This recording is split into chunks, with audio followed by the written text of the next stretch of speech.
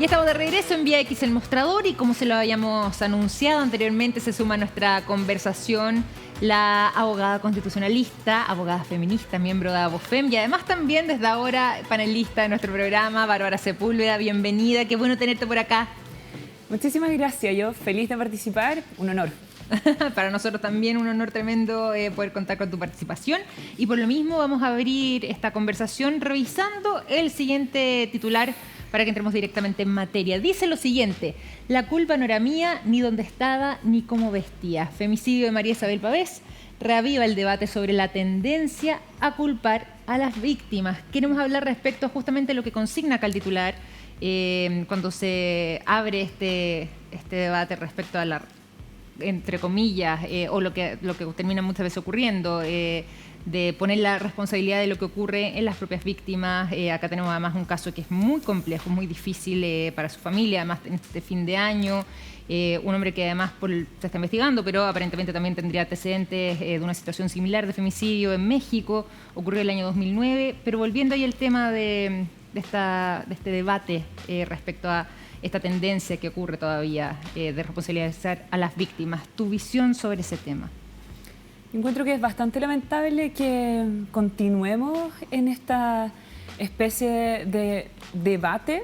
Es un debate que se ha dado en redes sociales. Yo creo que especialmente cuando hablamos de violencia de género es algo que es muy común. Y digo lamentablemente porque no es algo que se produzca en torno a otros delitos. Difícilmente vemos cuestionamientos, por ejemplo, a las personas que son víctimas de otros tipos de delitos como robo, claro, por ejemplo, o en el caso de que alguien lo asalten en la vía pública. Son cuestiones, por supuesto, son riesgos que existen, pero difícilmente vamos a encontrar a un carabinero, un policía, un agente del Estado, un funcionario público que culpabilice a la víctima, que la cuestione, que la humille en ese momento, precisamente cuando se va a denunciar. En este caso, ni siquiera estamos hablando de una denuncia, o sea, los cuestionamientos que giran en torno al fenómeno de la violencia de género y en particular en los femicidios me parece mucho más trágico porque la víctima no tiene nada que decir. Sí, pues.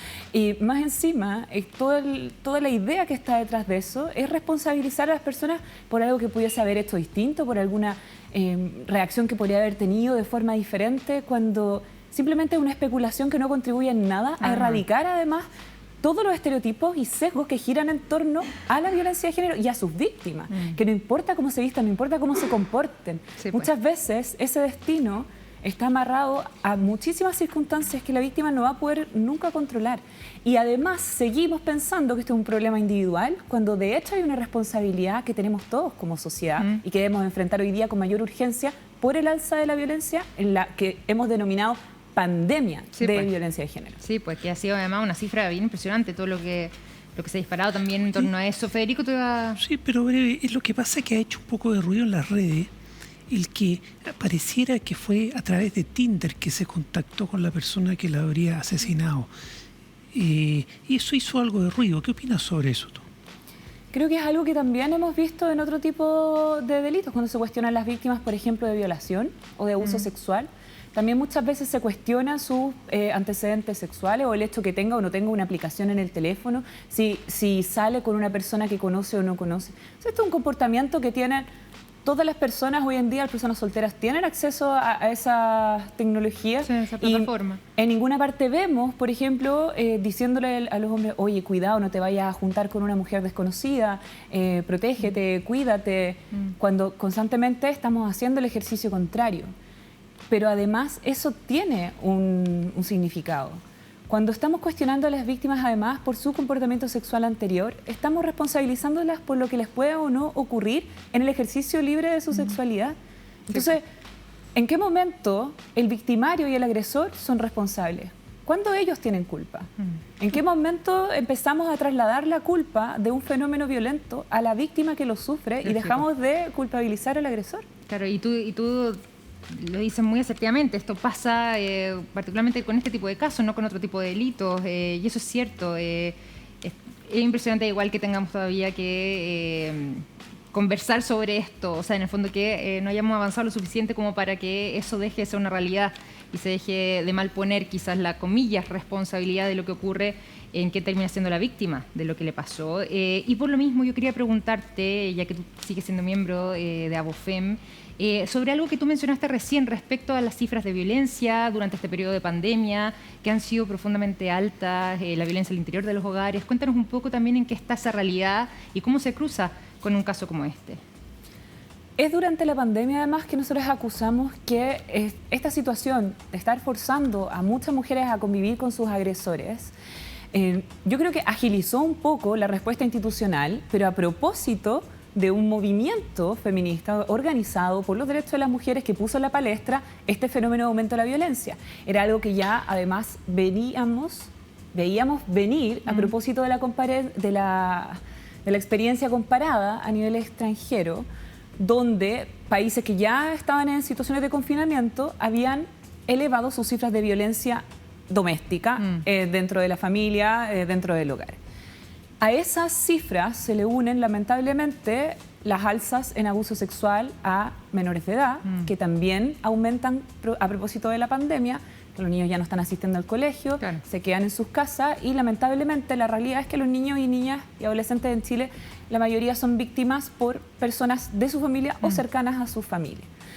Cuando pensamos en todo lo que está pasando y ahora cerrando el año con un aumento en los femicidios, sí, evidentemente que esto nos obliga una vez más a mirar al Estado y qué es lo que está haciendo hoy día la institucionalidad, qué es lo que está haciendo el Ministerio de la Mujer para prevenir la violencia.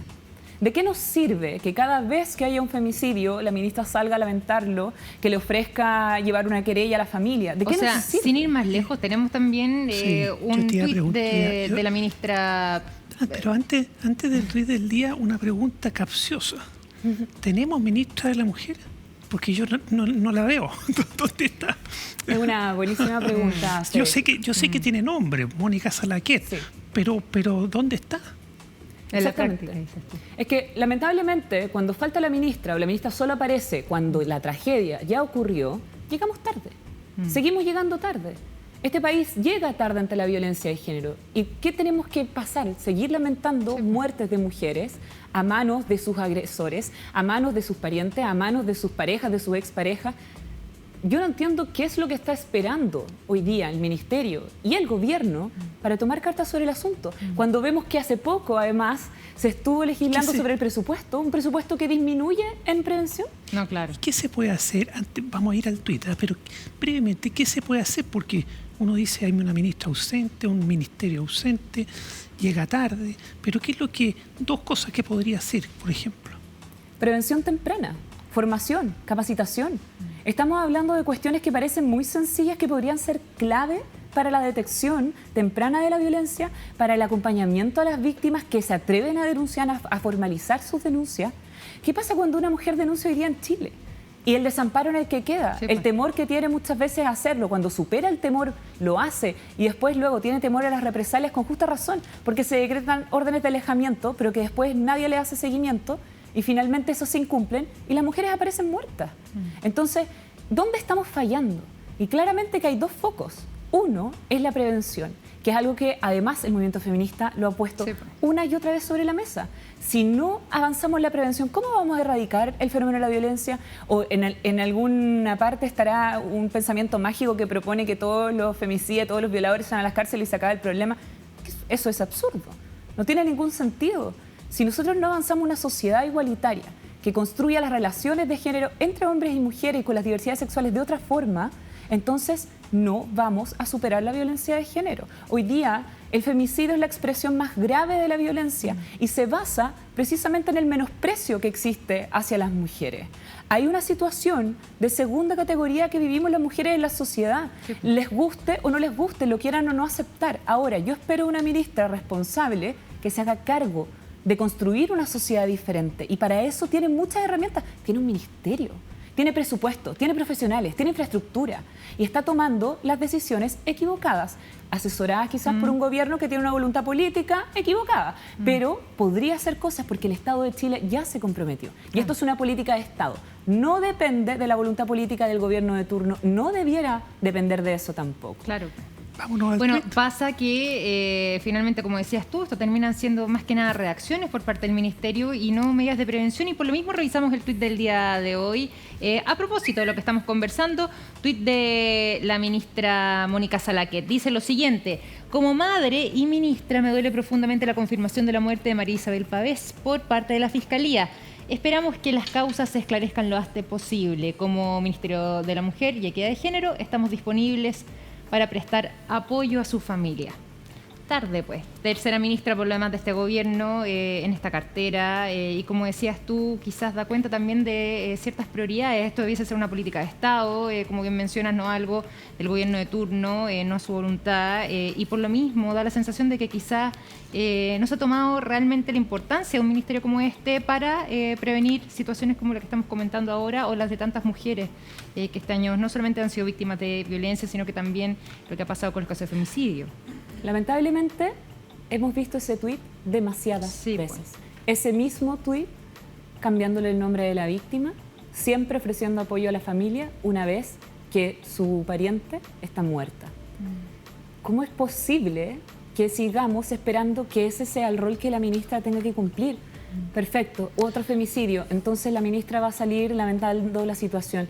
Pero ministra, ¿cuándo vamos a empezar a prevenir? ¿Cuándo vamos a empezar a tomar acciones sobre el asunto? ¿Cuándo vamos a poner una inversión que valga la pena? Algo que nos dé cuenta de que hay una política pública pensada de forma inteligente, focalizada en esta violencia, que es una violencia además muy particular. Tiene sus propios ribetes, tiene sus propias características, tiene incluso una expresión territorial diferente. Entonces, claramente aquí falta una inteligencia mayor para abordar este problema y que no va a pasar necesariamente por una ministra en particular, pero ella tiene un rol, una investidura que cumplir. Y eso es lo que estamos esperando. Bárbara, respecto al tuit del día, que ya sabemos que es tardío y es casi a esta altura como un formulario, ¿no? Que le van cambiando el nombre de la víctima, una cosa atroz. Pero dime, ¿ustedes en Abofem le han hecho seguimiento así, a lo menos sea verdad, que apoyan a la familia? ¿Hay apoyo a la familia? Yo sé que se ofrece el apoyo y muchas veces las familias no lo toman, otras veces sí. Creo que, bueno, más allá de las atribuciones que además tiene Cernamec para querellarse en estos casos, en otros casos no los tiene, necesita que la víctima, por supuesto, ratifique las querellas, se haga parte. Me parece que... Pero apoyo psicológico, psiquiatras, psicólogos, asistentes sociales... Existen dispositivos Cernamec para hacerlo, pero lamentablemente, Federico, también cuando se disminuye el presupuesto y existen despidos masivos por parte de este gobierno a funcionarias y funcionarios de los centros de la mujer, también se precariza la atención. La primera atención que deben recibir esas víctimas, los centros de la mujer están colapsados. Le puedes preguntar a cualquier funcionario de hoy día, tanto del servicio como del Ministerio de la Mujer, ¿cuál es la realidad en que están esas personas, esas trabajadoras? Son profesionales, son técnicas, están muy preparados, muchos tienen tremenda experiencia. No es su culpa que hoy día el sistema esté colapsado. Claramente que debiesen haber previsto, cuando ya anticipamos en el movimiento social y dijimos, la violencia va a aumentar por el confinamiento, por la pandemia, y hay que tomar medidas. Se tomaron medidas para tener mayor cobertura para la línea de auxilio, de orientación, pero necesitamos otro tipo de atención y contención de las víctimas. Muchas víctimas denuncian una vez y después se desisten por miedo, porque están atrapadas en un círculo de violencia sin fin y que además las tiene en una situación de duda constante respecto a sus propias capacidades, si van a lograr salir de ese círculo o no. Muchas veces se rinden en el camino y esas víctimas no necesitan abogadas querellantes, necesitan, por supuesto, como tú dices, un acompañamiento psicológico. Y hoy día el sistema está colapsado. Más allá de las casas de acogida, que debiese ser la última posibilidad que una mujer tenga que tomar esa opción de salir de su casa para irse a una casa donde tiene que convivir con otras personas, que tiene que llevar a sus hijos. Algunas veces sus hijos están enfermos. O sea, no podemos seguir precarizando el ciclo de la violencia. Tenemos que tener atención integral. Pero esto, además, solo va a poder funcionar bien cuando entendamos que no basta con el circuito Cernamec, que no basta con el Ministerio de la Mujer, sino que además necesitamos el compromiso de todo el Estado en esto. Una política intersectorial diseñada entre todos los ministerios que tienen algo que aportar en esto, de trabajo, desarrollo social, Ministerio del Interior. O sea, hoy día estamos hablando de un Ministerio de Educación que tampoco se hace presente en la prevención de la violencia. ¿Y cómo queremos formar nuevas generaciones respetuosas donde estas tragedias no se produzcan? ¿Qué pasa con lo que conversábamos la otra vez respecto de la educación sexual? No quieren educación sexual en los colegios y a los niños, pero después culpan a las víctimas porque son violadas o las niñas adolescentes no les permiten abortar porque, bueno, tienen embarazos adolescentes porque tuvieron relaciones sexuales sin tener idea de la sexualidad porque nadie les quiso enseñar. Entonces es un círculo vicioso y a mí me parece que hasta un círculo del absurdo. Y de las demandas feministas, de lo que hemos visto también, por ejemplo, en las manifestaciones sociales, particularmente, por ejemplo, en fechas como el 8M, ¿cuánto de eso se ha visto plasmado en esta gestión ministerial? Voy a decir, pasando por las tres ministras, al menos en este gobierno, pero ¿cuánto de eso se ha quedado plasmado como política pública? ¿Ha quedado en nada? ¿Las demandas van por carriles distintos a lo que tienen pensado al menos este gobierno respecto a esta cartera? ¿Cómo lo ves tú? ¿Qué análisis hacen desde ABUFEM al respecto? Yo creo que es tremendamente deficiente el rol del Ministerio de la Mujer, por lo menos en esta gestión. Podemos hablar de las otras gestiones, pero recordemos que estuvimos mucho tiempo sin ministra, que era el inicio de la pandemia y no había una respuesta rápida institucional, no había ni siquiera un nombramiento. Ahora asume esta ministra y quien toma finalmente un rol activo en la coordinación y en la propuesta de una agenda de género es una senadora de la República. Se genera una mesa en el Senado junto con las organizaciones de la sociedad civil. ¿Quién fue? Para que demos los nombres. La senadora Muñoz es quien convoca esta mesa junto con diputadas que pertenecen a la bancada feminista en el Congreso, conforman una mesa intersectorial, pero principalmente con las organizaciones sociales, que se suman a este proyecto para proponer una agenda género COVID. Fue tan potente ese trabajo que finalmente se planteó a corto plazo, a mediano plazo y también empezó a proponer salidas a largo plazo, precisamente para erradicar la violencia. Claro. Es tremendamente importante el rol que ha jugado esa mesa para el diseño inteligente de las políticas públicas, ahora sí conversando con la sociedad civil. En cambio, por el otro lado, la ministra anuncia una mesa paralela, anuncia algo paralelo incluso al consejo que ella tiene de la sociedad civil, con algunas expertas. Ella dice siempre que tiene las puertas abiertas a las organizaciones sociales, pero hoy día es muy difícil confiar en una gestión que no ha dado muestras reales de una voluntad de querer avanzar.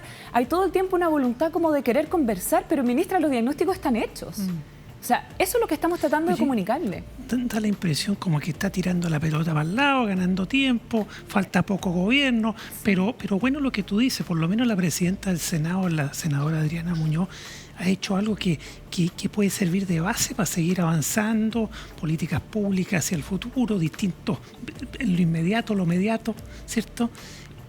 Corto, mediano y largo plazo. Tú mencionaste hace un rato que esta falta de educación sexual al que este gobierno no solo no le ha puesto énfasis, sino que ha jugado en contra, y trae como varias consecuencias. Una de ellas es que hay embarazos adolescentes, embarazos no queridos, que no pueden llegar razonablemente a término por distintos motivos. ¿Por qué no hablamos un poquito del aborto? ¿Qué está pasando en Argentina? Que en este momento están votando. Cuéntanos un poco para que nos informemos. En este momento en Argentina está sucediendo la votación en el Senado de la mitad de la sanción, la segunda sanción. Ellos tienen primera votación, primera sanción, la mitad, y luego la segunda mitad de la sanción que la tiene el Senado. Si lograran el voto conforme de los senadores y senadoras, podrían tener aborto legal en Argentina. Este es un proyecto que, recordemos, ya se discutió previamente. Sí, pues. Se votó previamente y se perdió. Pero se perdió por poco, entiendo. Por poco, muy sí, poquito. por poco, muy poco. ¿Y en qué consiste el proyecto? ¿En qué consiste? Y además también si podemos hacer el paralelo con lo que pasa en nuestro país, nosotros con toda la discusión además del aborto 3 causales, las instituciones con conciencia. Sí, sí, es La ley que interrumpe voluntariamente el embarazo lo que contempla es avanzar a un sistema que no permita simplemente la interrupción del embarazo en estas 3 causales que conocemos que son las que tenemos en Chile. Estas 3 causales que son un gran avance y son un compromiso internacional, además que tiene el Estado de Chile. Es un estándar mínimo, de hecho, en materia de derecho sexual y reproductivo. A ese estándar mínimo llegamos.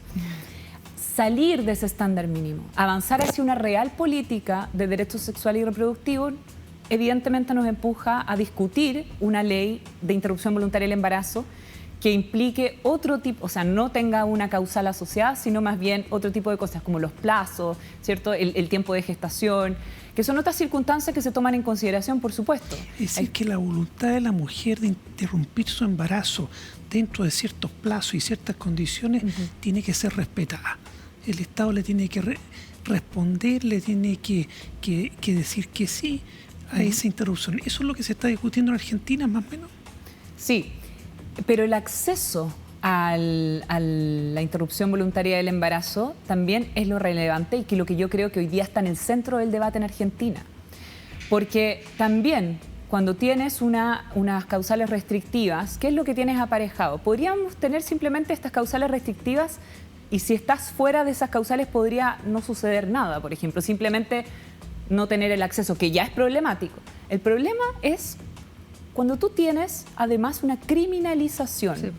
Es un delito el aborto. Entonces, salir de la lógica de la criminalización significa menos condenas, que en el caso de Argentina, ellas lo dicen, ¿cierto? No estamos... Obviamente que el aborto ocurre de todas maneras. El aborto ocurre igual. Tener una ley que permite el aborto sin las causales no va a generar más abortos de los que ya se producen. Lo que puede generar, en el caso de Argentina, que ya lo han dicho con mucha fuerza, es menos condenas y yo agregaría menos muertes. Claro. Porque ese es el problema. Las mujeres mueren abortando porque abortan igual. Y la diferencia también ahí de lo que pasa con el factor económico, de quién puede pagar, entre comillas, un aborto dentro de ciertas condiciones y quienes no, y terminan por lo mismo. Muchas veces la mayor cantidad de muertes incluso de esas mujeres. De hecho, la misma exministra de Salud, Elia Molina, instaló este debate y finalmente le costó el cargo. Por decir justamente, y dijo ahí, utilizó el concepto de que en clínicas cuicas también se realizaban abortos y que eran las apendicitis. Sí. Exactamente, que eran llamadas apendicitis. Bueno, finalmente ella tuvo que dejar el Ministerio de la Salud justamente por esa declaración. Sí, y por no decir nada nuevo en todo caso. Pero como resumen, muy resumen, entonces en Chile lo que ocurrió fue se despenalizó en 3 causales, sí, pero sigue siendo delito para las otras posibilidades, no es libre. Lo que se está buscando en Argentina, que en esta votación que está bastante reñida y que en este momento se está votando, se está despenalizando en general la posibilidad de abortar, respetándole la voluntad a la mujer de abortar. Con los plazos, o sea, no es irrestricto. No es que una mujer que tenga 8 meses de embarazo... ¿Y cuáles son los plazos? 3 meses, 3 meses y medio, 4 meses, entiendo que está por ahí, ¿no? Están 12 semanas, entonces son como 3 meses, ¿no? Por ahí. Están asociados al desarrollo, que es uno de los argumentos, al desarrollo del sistema nervioso. Entonces, se podría, claro, pensar que entre 3 y 4 meses ese sistema nervioso está desarrollado. Y todo esto tiene que ver por entender si hay persona humana antes de ese desarrollo, ¿no? Más que nada si hay sufrimiento fetal, porque el debate si esto es persona o no es persona nos traslada a otro ámbito de la discusión que yo creo que es donde están constantemente tratando de llevar, lo que es al terreno de lo moral. Porque cada vez que se discuten los derechos de las mujeres se les lleva al terreno de lo moral. Porque claramente cuando hablamos de derechos sexuales y reproductivos o algo que tenga que ver con avanzar los derechos de las mujeres, inmediatamente no estamos hablando de justicia, esto no es derecho, esto es moral. Es una cuestión valórica. La agenda valórica. O como si fuese una simple diferencia de opinión. Claro. Como esta opinión versus la mía. No, pero esto no es una cuestión de opinión. Esto no es una cuestión de moral. Esto sí es una cuestión de justicia social, precisamente por lo que tú dices en el componente socioeconómico de quienes hoy día abortan de todas maneras, pero tienen la posibilidad de hacerlo en condiciones seguras, de salubridad mínima, donde sabemos que si se complican, bueno, las pueden tratar y no va a pasar nada, ningún problema. lo más probable es que lleguen a sus casas tranquilamente. Mientras las mujeres que no pueden acceder a eso porque no tienen los medios, los recursos económicos para acceder, y por lo tanto se genera entonces, no solo es la criminalización de la pobreza además de las mujeres, que en condiciones en que podrían acceder al aborto tal como pueden acceder hoy día, miles de mujeres que tienen las condiciones socioeconómicas no lo hacen y por lo tanto pierden su vida en el intento, porque el aborto ha existido desde siempre. Entonces cuando nos tratan de llevar constantemente a estos argumentos del medioevo o a estos argumentos moralistas, cuando de verdad estamos hablando de derechos y de la posibilidad de vivir.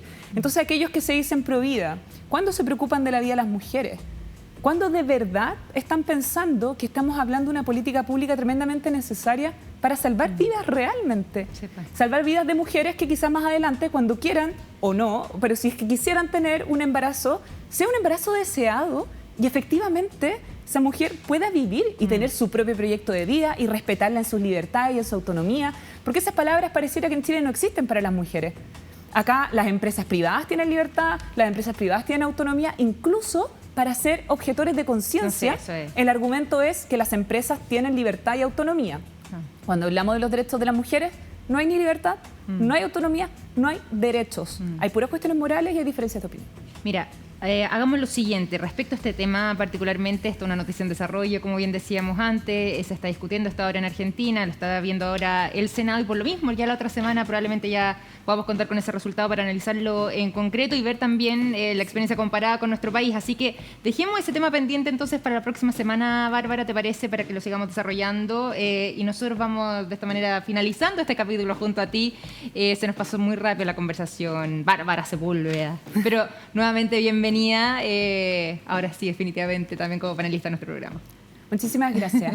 Yo solo quería, si me permiten un segundo, es decir, la relevancia y la diferencia que tenemos hoy día con Argentina, que también radica en el apoyo que ellos tienen del gobierno. Porque este es un proyecto que fue iniciativa del presidente de la República ya, y por eso está avanzando como está avanzando. Entonces es bastante importante la señal política que se entrega y lo importante que nosotros tenemos que tener en consideración cuando pensamos los derechos de las mujeres en un gobierno que nos acompañe y que no sea como este, que nos ha negado el acceso a los derechos y que no está haciendo nada ni siquiera por prevenir la violencia. Oye, bueno, se nos acabó el tiempo. El tiempo vuela. Sí, pero nos vemos mañana a la misma hora, 10:30 de la noche, por Vía X, por el mostrador. Gracias, Bárbara. Nos vemos. El tiempo pasa volando cuando hay conversaciones interesantes. Cuídense mucho, nos encontramos mañana, que estén muy bien. Chao, chao.